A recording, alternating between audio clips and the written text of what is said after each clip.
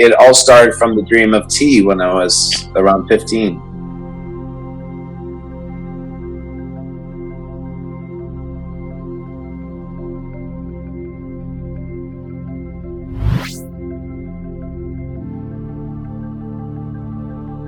Ever since I moved from Kamloops when I was 10, which is a small city in the interior of British Columbia, about 3.5 hours drive from Vancouver, and sort of small hick town, sort of like, in between the hick of Alberta and the west coast of BC. I didn't have too many friends anyway in Kamloops, but I did okay, and I was starting to feel a bit lonely in grade 4.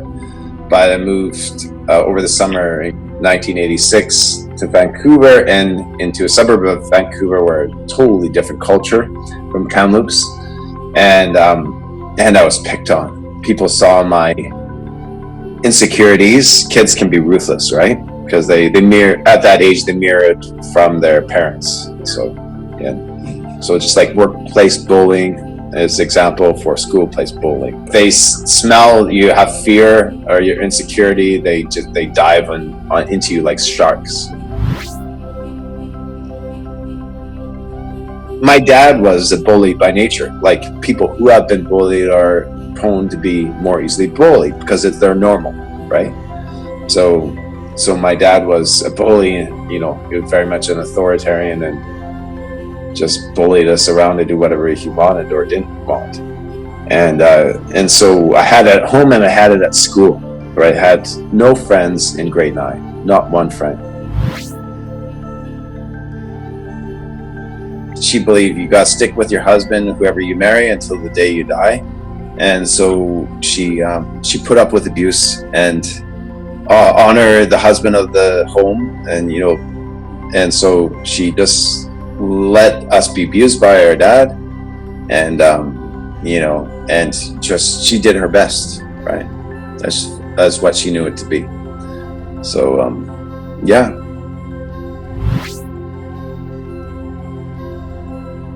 they came from upper middle class, wealthy parents, and different culture again, but it was like sort of this dream world, and I wasn't really friends with them, but I was colleagues with the peers. I played the cello and went to these. My mom was driving me around downtown to various musical things or lessons for like 5 days a week after work. After I turned 16, I started grade 10, and I stopped public school and I started homeschool, and for 2 years, because the bullying was so bad in grade 9. It was just the threat of being physically, beaten up. They felt relish in picking on me, making my life miserable. That was their entertainment. And it even continued over the summer.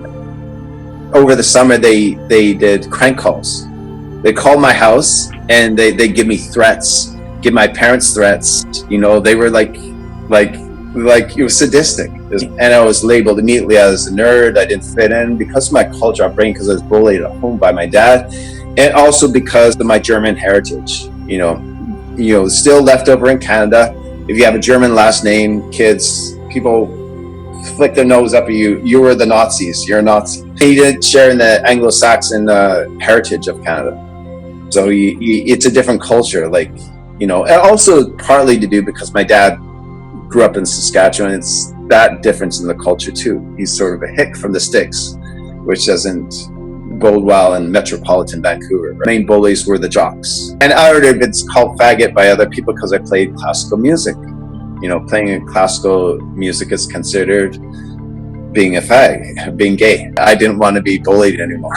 Yeah, it gave me a bad taste of the human world from a young age. It's like, I knew that there was good in the world because my mom was so loving. I knew that existed, but most of the world was utter crap. The more people heal themselves, they're doing a service for future generations in our world.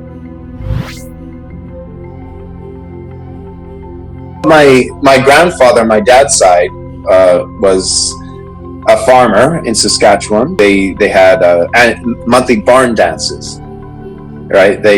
Somebody would lend out their barn and they would have a big hoedown. And so he played in a band. He music. There was a lot of German heritage there. in that part of Saskatchewan. He picked up a cello from his cousin in North Dakota, who played the cello in a school orchestra back in the 1920s or 30s. Been sitting in his garage for like 40 years. And my grandfather was visiting him and came across the cello and he's like, "What's this?" And he said, "Cello." And it's like, "Want it?" And it's like, and my grandfather thought, "Oh, sure, another instrument for the monthly barn dance." So he tried to pick it up. He had farmer's fingers. Like, our fingers are so adaptable. So and so if you use your hands, a lot of heavy lifting. Like my brother's fingers, he does that. He's a manual laborer for a living, and his fingers are like twice as thick as mine. He has like monster hands. Because I use mine for nimbleness for music playing piano and cello. They're very thin and very agile. So he was visiting us in Kamloops from Alberta, and he was trying to pawn off the cello on my dad. He said, "Would you know, I got this cello, but I can't play it. And, you know, it says it's made by Stradivarius, which is a famous, you know, the one best string makers that ever lived." So the cello is 140 years old. And that's the cello I got when I was 8 years old. He bought it the next year when he visited us, or he mailed it actually. But then evening when I was 7, I overheard the conversation he was having with my dad, and I thought they were talking about Jello. I never heard of a cello before, and so I said, "I want some." Other inspiration was my mother. She grew up singing and playing the piano since she was young age. She got up to grade 8 Royal Conservatory in piano and was singing in church with her younger sister since she was a kid. They actually went on radio at 9 years old. She has a beautiful voice, and so she would come home from work from nursing, and she would de-stress. My dad would be in the basement for, you know, like, he's a carpenter and a welder. And so he had his garage, his man cave, and, you know, I didn't want anything to do with that because he yelled at us. My brother was down with my dad, and I would be up with my mom when she came home from work, and she would de-stress by playing the piano, improvising, playing Malagueña, which is a famous Spanish dance, really fiery and wild. And I would, at 4 years old, I would dance around on the furniture while she played, and just it's like heaven. My dad was one who first said when I was 5 years old, he said, You two boys should have a hobby. You just can't be playing around all day, playing with toys or playing outside. You need to focus. You need to have a discipline to, you know, focus your brain. And so he said, "How about piano?" And I said, yes, please.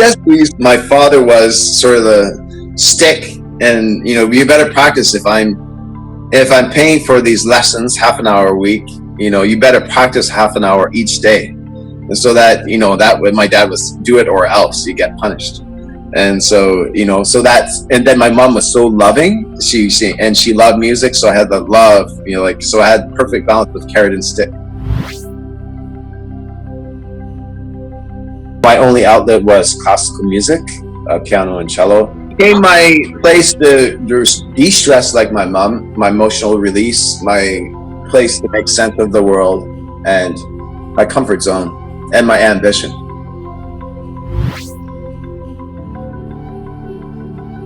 I always wanted to get away from my dad as far as possible, and that's why I wanted to study in Alberta and get to Germany, you know, away from him.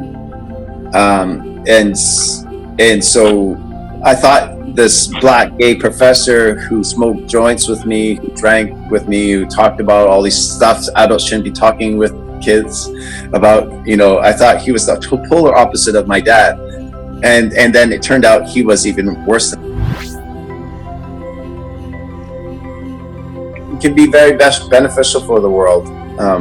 Like during pre-COVID, it was, you know, we might have got lost in like the noise, so many bands, but I think the hope that our message and music brings, I think the time is ripe for the world to be ready for something different. This realm for me, it's a teaching ground. It's really to teach us to be better people and more compassionate to others and to ourselves. Be honest and authentic, and with yourself and others. When I went to left home and studied in Alberta, I lied to everyone. My girlfriend, my mom, my dad. Those lies nearly killed me. And I realized the only way I'm going to survive that when I tested HIV positive, I told everyone I was HIV positive. My only window to get through this was by being authentic. And so I think that by telling this Dreamer series as an authentic series based on a true story and the way it tackles these things, and people know that this is what this guy is revealing about himself, all of the dark secrets, right? That will encourage other people to do the same.